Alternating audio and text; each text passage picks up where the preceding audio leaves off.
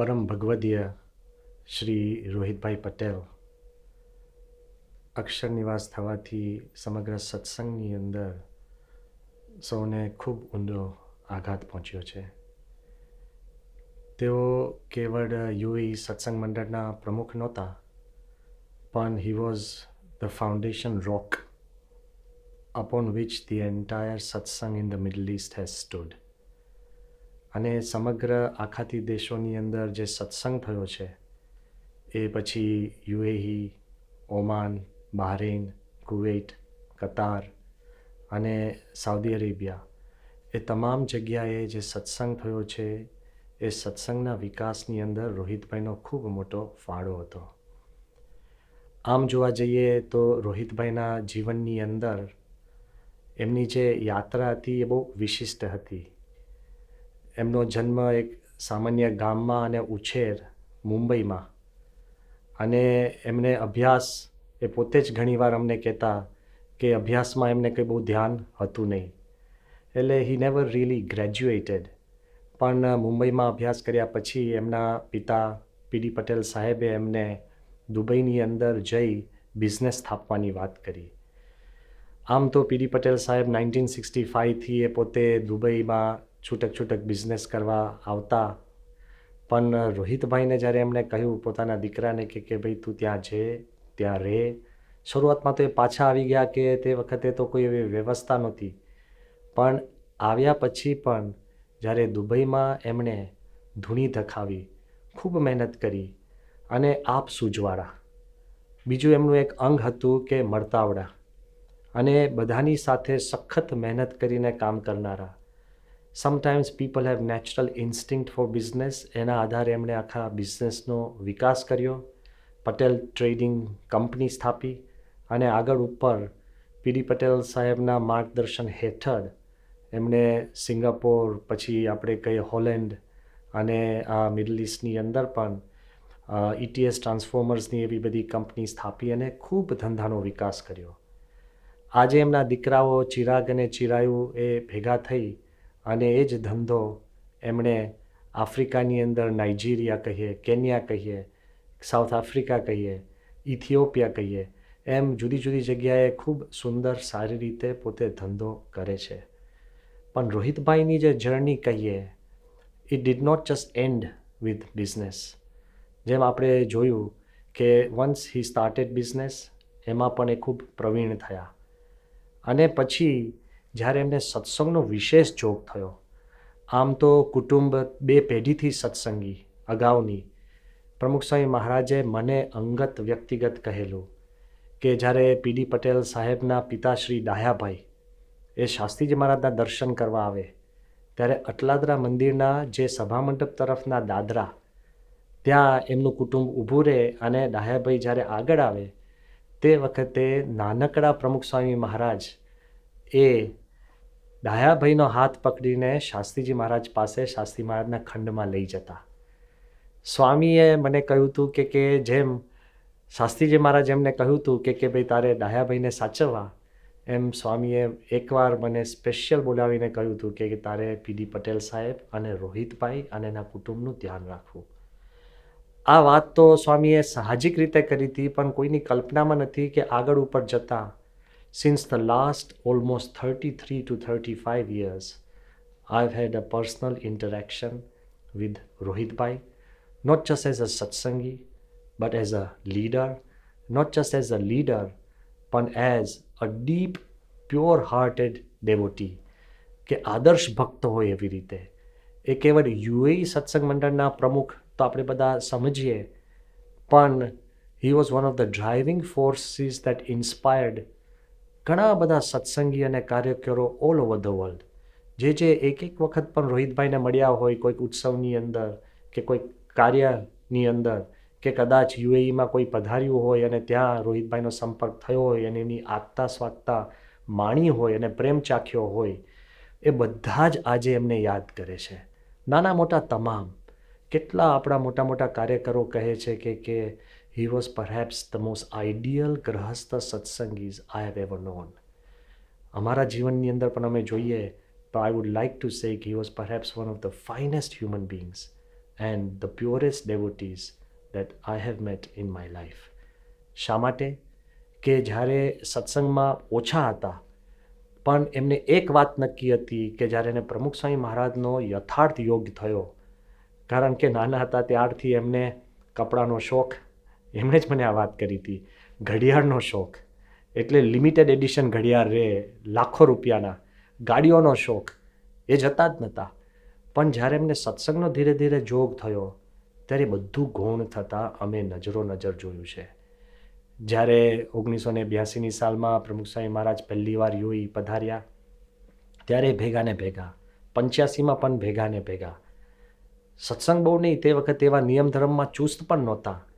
પણ જ્યારે 1997ની સાલમાં બાપા પધાર્યા ત્યારે રોહિતભાઈને બાપા માટે એટલો બધો પ્રેમ ઉત્પન્ન થયો, અને જેમ વચનામૃતમાં કહ્યું છે કે સત્પુરુષ સાથે દ્રઢ પ્રીતિ એ જ આત્મદર્શનનું સાધન અને એ જ પરમાત્માનું દર્શનનું સાધન છે.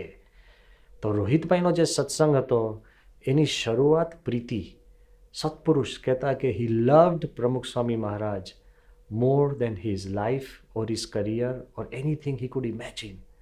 એટલો બધો સ્વામી માટે પ્રેમ, સ્વામીનું વેણ એ પ્રમાણેનું જીવન.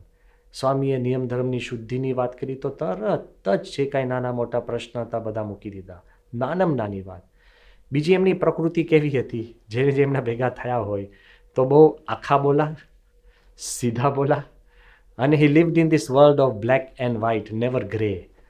અને મને એ પણ યાદ છે કે શરૂઆતમાં, અને આ પ્રસંગ એટલે કહું છું કે સત્પુરુષના જોગમાં આવ્યા પછી માણસનું કેવું આમૂલ પરિવર્તન થાય છે. કે શરૂઆતમાં જ્યારે 97ની સાલમાં બધા સંતો અને બધા બાપા સાથે એમના જ મકાનની અંદર બધાનો ઉતારો હતો, અને મકાન નવું રંગેલું, અને સંતોના કપડાં તો તમે જુઓ કે એમાં માટીથી રંગ ચડાવેલો હોય, એટલે સંતો ધારો કે દિવાલને અડેલીને ઊભા હોય તો પછી કેસરી ધાબા પડી જાય, જે સોફામાં બેઠા હોય તો ત્યાં આગળ પણ કેસરી રંગ ઉતરે. અને એ બધું રોહિતભાઈને બહુ રૂચે નહીં, એટલે જેટલી વાર સંતો આમ ધીરે આમ અડવા જાય એટલે તરત રોહિતભાઈ તાલી પાડે કે સ્વામી. એટલે આમ એમનો સ્વભાવ કડક, જરાક પણ સભાની અંદર બેઠા હોય ને તમે મોટેથી તાલી ના પાડી શકો, કારણ કે અવાજ જાય તો બાજુના પાડોશીની ડિસ્ટર્બ થાય તો કોઈક ફરિયાદ કરે તો સત્સંગની રૂકાવટ આવે. એ સમય એવો મિડલ ઇસ્ટની અંદર હતો. સંતો બહારે પણ વિચરણમાં તો બાજુ પર મૂકો, પધરામણી પણ ન જઈ શકે, કારણ કે ઘરમાં રહીને સભા કરવાની નિયમ એવા કડક હતા. રોહિતભાઈની એવી એક પ્રકૃતિ હતી કે ઘણીવાર બાપા પણ એવું કહેતા કે જોજો રોહિત આવે છે એટલે બધા જ શાંત થઈ જાય, સંતો એકદમ અદબ પાડીને બેસી જાય. ધીસ વોઝ રોહિતભાઈ. આ પ્રકૃતિ 97માં કે એમના ઘરની અંદર તમે કશું અડી ન શકો, દિવાલને અડી ન શકો, બહાર જઈ ન શકો.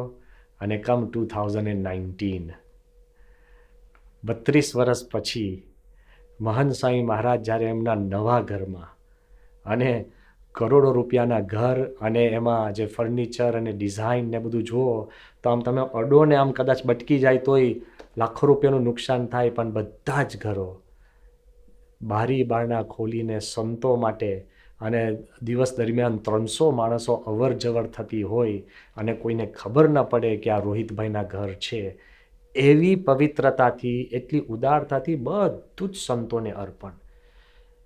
જે માણસ સમાજની અંદર અને દુનિયાની અંદર વેગથી જોડાયેલા હોય અને જ્યારે સત્સંગમાં આવે ત્યારે એનાથી જ બમણા વેગમાં જોડાય, એ રોહિતભાઈ એ આદર્શ એક ભક્ત હતા. અને ભક્ત એટલે કેવા કે બધું ચોકસાઈ અને ચોખ્ખાઈ. હી લવ્ડ એવરીથિંગ ક્લીન. તમે એમની જોડે જો વિચરણ કર્યું હોય કે ભેગા હોય કે ઘરમાં હોય તો ખાવા પીવાથી લઈ બધું જ ચોખ્ખું. જ્યાં એમના રૂમાલ મૂક્યા મૂકે, એમની એક પ્રકૃતિ હતી. તો એમની પૂજા, જો એમને પૂજા કરતા તમે જોયા હોય તો લગભગ 1 કલાકથી 1.25 કલાક પૂજા કરે, પણ એક વસ્તુ, એ પછી ધૂન જે રીતે બોલાતું એ રીતે જ બોલાય, માળા જે રીતે થતી એ રીતે જ થાય. એમના ઘરની અંદર આરતી થાય ત્યારે આરતી પણ જ્યારે ફરે તો બધાએ 3 વખત લેવાની. આપણે એકવાર આરતી લઈ એવું નહીં. Discipline means discipline. બધી આરતી 3 વખત, કોઈ આરતી વગર રહે નહીં, બધા જ આરતીમાં ભેગા થાય. એટલે જેટલા વેગથી, જેટલા સ્ટ્રેન્થથી એ સમાજમાં એમના ધંધા પાણીમાં કામ કરતા હતા, એટલા જ બમણા વેગથી એમને સત્સંગ એમને દ્રઢ રાખ્યો છે. નિયમ ધર્મ, નાનમ મોટી વાત, એક પણ ધંધાનો વિકાસ હાઈ ઇન્ટેગ્રિટી અને પ્રમાણિકતાથી જ કર્યો છે. ક્યારેય કોઈ ટેક્સ ઇવેઝન નહીં, ક્યારેય કોઈ કટિંગ શોર્ટ કોર્નર્સ નહીં, ક્યારેય કોઈ પણ આમ એના કાગળિયામાં આમાં તેમાં નિયમ ધર્મ કે પહેલાંની અંદર કે કાયદા કાનૂનમાં લેશ માત્ર બાંધછોડ નહીં. એટલું પરફેક્ટ જીવન. તમે ગાડીમાં બેઠા હોય અને એને ખબર હોય કે પાછલા માણસે પણ સીટ બેલ્ટ પહેરવાનો હોય તો there is no option but to follow. એટલે એમનું જીવન જેવું હતું, કાયદા કાનૂન, પ્રામાણિકતા, હાઈ ઇન્ટેગ્રિટી, એ પ્રમાણે એમનું જીવન હતું. જ્યારે એમનું જીવન આવું હોય તો સત્સંગની અંદર પણ નિષ્ઠા, અતિ ભક્તિ. પ્રમુખ સ્વામી મહારાજ અને અત્યારે મહંત સ્વામી મહારાજ સિવાય કોઈ એના જીવની અંદર એવું કોઈ ખેંચાણ જ નહીં. ભગવાન સ્વામિનારાયણ અક્ષરપુરુષોત્તમની નિષ્ઠા એટલે કે જ્યારે ભારત આવે ત્યાં દિવસમાં 3 મંદિરો, 4 મંદિરો ગમે તેટલા ભીડા કરીને 20 વાર ગયા હોય તોય આવે અને ત્યાંની આરતી હોય, નીલકંઠવર્ણીનો અભિષેક હોય, દરેકની અંદર એ હાજર હોય ને હોય. એના કારણે એમના દીકરાઓમાં અને દીકરીઓમાં પણ એવો સત્સંગ, એમના ગ્રેન્ડ ચિલ્ડ્રનની અંદર પણ એટલી દ્રઢતાવાળો સત્સંગ આપણને એ જોવા મળે કે બહુ રેર એવા ભક્તો આપણને જોવા મળે કે જે બહુ જ સમૃદ્ધ હોય અને સત્તા પણ હોય, એની પાસે એવી સંપત્તિ અને એવો સક્સેસ કહેતા સફળતા પણ હોય, પણ લેશ માત્ર એ અડે નહીં. His integrity was high but his humility was even higher. નમ્રતા. કેટલું એમણે દાન કર્યું હશે, ઉદારતાની તો સીમા નહીં. અને એ બધું અત્યારે આપણે લિસ્ટ કરી નથી શકતા, પણ તમે વિચારી શકો કે કોકની પાસે ખૂબ હોય પછી એ છૂટે નહીં, પણ દરેક માટે ઉદાર. એવું નહીં કે કેવળ ધર્મ માટે, એવું નહીં કે કેવળ દુખ્યા માટે. કોઈ સાહજિક રીતે માણસ પણ કંઈક માંગ્યું હોય તો એને આપ્યું ન હોય એવું બને જ નહીં. રોહિતભાઈની જો આપણે ઉદારતાનો પણ વિચાર કરીએ તો કેટલા સાહજિક હતા. આમ જોવા જઈએ તો આપણે પછી ચાંદસદની જમીન હોય કે ચાંદસદનું મંદિર કે ચાંદસદનો દરવાજો હોય, એમના મનમાં એક ભાવના હતી કે ચાંદસદને છપૈયા બનાવવું છે.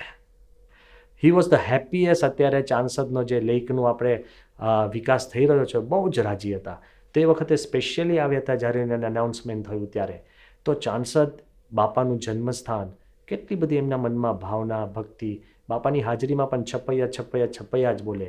પણ એ ચાંદસદ હોય કે પછી ડભોઈ હોય, હોસ્પિટલ હોય કે ડભોઈનું મંદિર હોય કે અટલાદરા મંદિરનો વિકાસ હોય, ત્યાં જમીન હોય, ગૌશાળા હોય કે નાનામાં નાનો પ્રસંગ હોય, રોહિતભાઈ વોઝ ઓલવેઝ ધેર. પછી આપણે ઉપર આવીએ તો જોઈએ તો ત્યાં આગળ ચારુસતની અંદર, ચાંગાની અંદર યુનિવર્સિટી હોય, એમાં પણ એને માતબર દાન આપેલું. અને પ્રમુખ સ્વામીના વચને, સ્વામીએ કીધું નથી અને એમણે કર્યું નથી.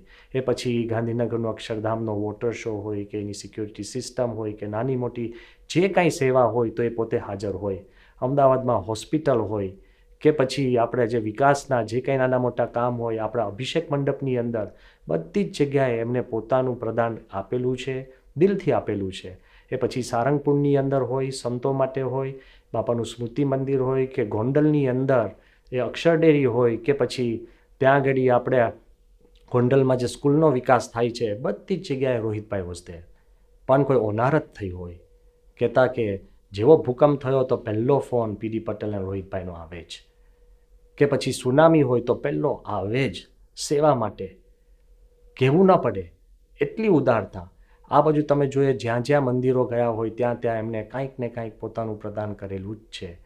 આમ આગળ ઉપર જોઈએ તો દિલ્હી અક્ષરધામમાં પણ જે સેન્ટ્રલ મુખ્ય મંદિરની મૂર્તિઓ છે, સેન્ટ્રલ ડોમ છે, એ બધી જ સેવાઓ રોહિતભાઈ કરી. અને એમનો એક નિયમ, જ્યારે જાય ત્યારે એ મૂર્તિની સામે બેસી એક ખુરશી મૂકી અને શાંત ચિત્તે એ માળા કરે. માળાનું અંગ, ધૂનનું અંગ, ભક્તિનું અંગ, અને આ બધા જ અંગ.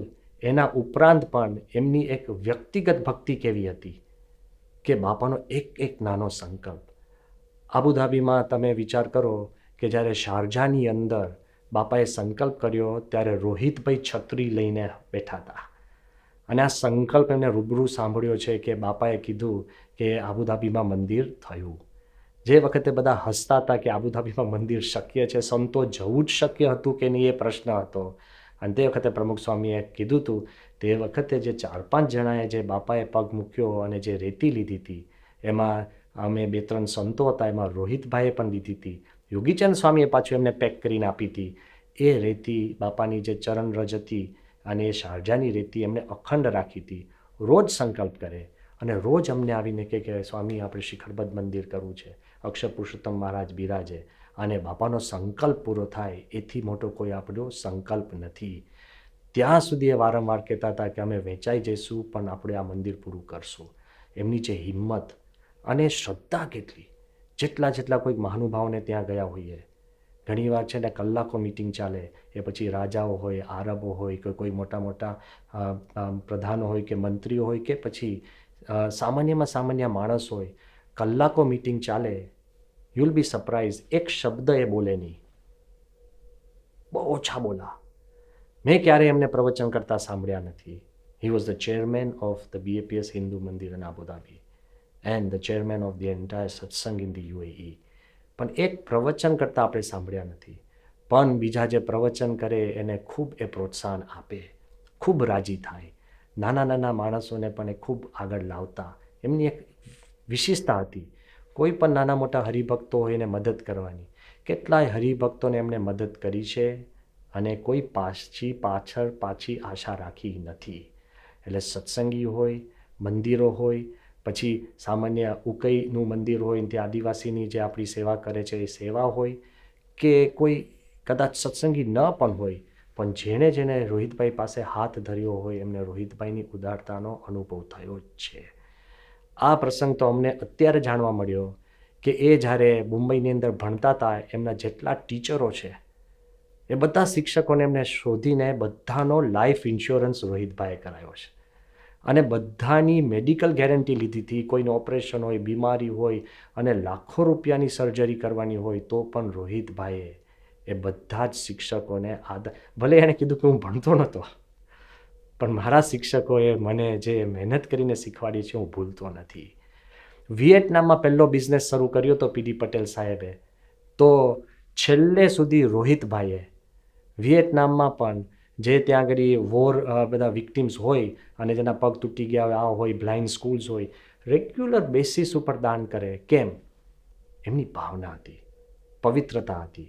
હી હેઝ નોટ ફોરગોટન એનીબડી. એ નાનો હોય કે મોટો હોય, સામાન્ય આપણા યુવકો હોય જેને ડિવોર્સ થયો હોય તો એને બાપની જેમ રાખીને પણ એનો વિકાસ થાય એની માટે રોહિતભાઈએ મહેનત કરી છે. એટલે in his heart he was very generous અને અતિ દયાળુ. કેટલી વાર અમારી પાસે આવ્યા છે, કોઈક સંતની બીમારી સાંભળી હોય તો રોજ પ્રાર્થના કરે, ધૂન કરે અને પછી બહુ દુઃખી થાય કે સ્વામી મારે આ કરવું છે, આ કરવું છે. આપ સૌ સંતોને અને હરિભક્તોને પણ ખ્યાલ નહીં હોય, પણ પ્રમુખ સ્વામી મહારાજની જેટલી મેડિકલ ટ્રીટમેન્ટ થઈ છે, જેટલી, એ સ્વામીને ધારો કે ફર્સ્ટ હાર્ટ એટેક આવ્યો હોય, સ્વામીને જ્યારે BR પટેલની હોસ્પિટલમાં રાખ્યા હોય, કે પછી સ્વામીશ્રીને મુંબઈની અંદર બાપાની જે કાંઈ નાના મોટા એક્ઝામિન થયા હોય, કે સ્વામીની પછી બાયપાસ સર્જરી હોય, બાપાનો જે પેસમેકર હોય, કે છેલ્લે બાપાના માટે જે કોઈ આપણે સાધનો લીધા છે એ બધું જ PD પટેલ અને રોહિતભાઈ, અને એમના દિલમાં હતું. એવું કેટલાય સદગુરુ આપણા સંતો માટે અને સંતો માટે, અને રેગ્યુલર કોઈને દવા જોઈતી હોય તો રોહિતભાઈ અંગત પેક કરીને મોકલતા. એવી એમની એક ભાવના હતી. અને અમારા માટે તો જે UAE મંડળ માટે અત્યારે જે આપણે મંદિર કરી રહ્યા છે, તો આખું જે દુબઈનું એમનું જે ઘર, જે મહાપ્રસાદીનું ઘર, તે વખતે અમને કલ્પના પણ નથી.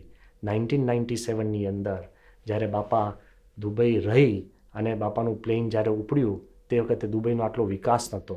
ખાલી જે ટ્રેડ સેન્ટર છે એક ઊંચું બિલ્ડિંગ હતું, એની બાજુમાં રોહિતભાઈનું ઘર આવ્યું અને એ પિંકિશ કલરનું આખું ઘર બહાર હતું. અત્યારે તો બેજ બ્રાઉન છે, પણ એ જ જે ઘર, તો બાપા બારી આગળ બેઠા હતા અને અમે અહીંથી બહારેન જઈ રહ્યા હતા.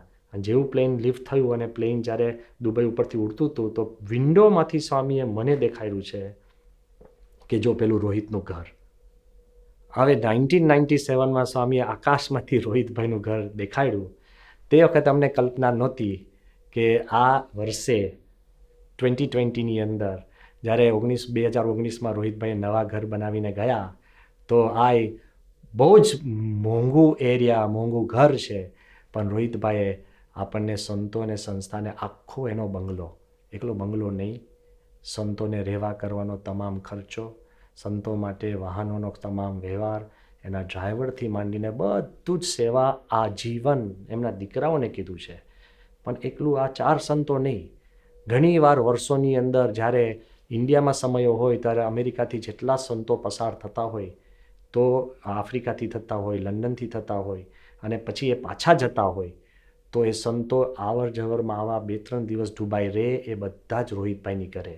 કોક વાર વર્ષની અંદર 100 સંતો ઘરે રહે, બધાને રાખવા, રહેવા, દુબઈ દેખાડવા, બધું જ ફરવા કરવા, બધી જ વ્યવસ્થા રોહિતભાઈ કરે અને રાજી થાય. જેમ આપણે શાસ્ત્રમાં સાંભળ્યું છે કે પર્વતભાઈ સંતોના દર્શન કરી જમાડતા રમાડતા ખૂબ રાજી થતા, એમ રોહિતભાઈનું અંગ હતું. So his purity, his generosity and his humility has touched everybody.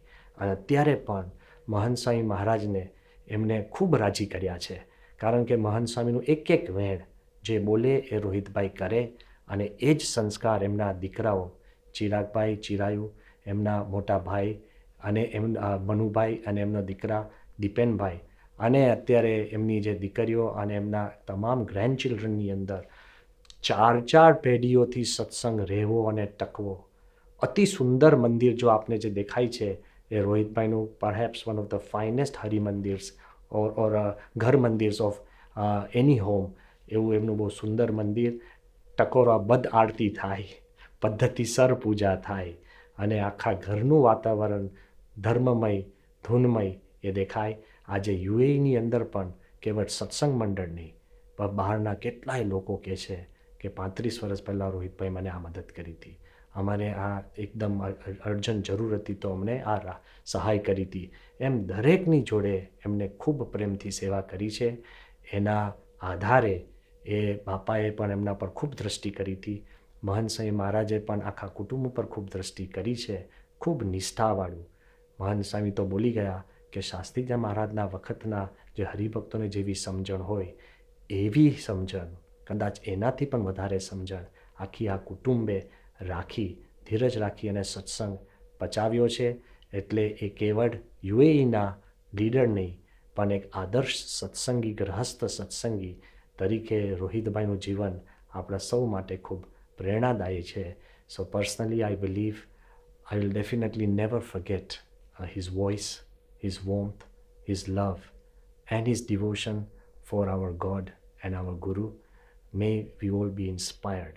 He was an immortal man with an immortal love for our God and our Guru, and he will continue to inspire us eternally.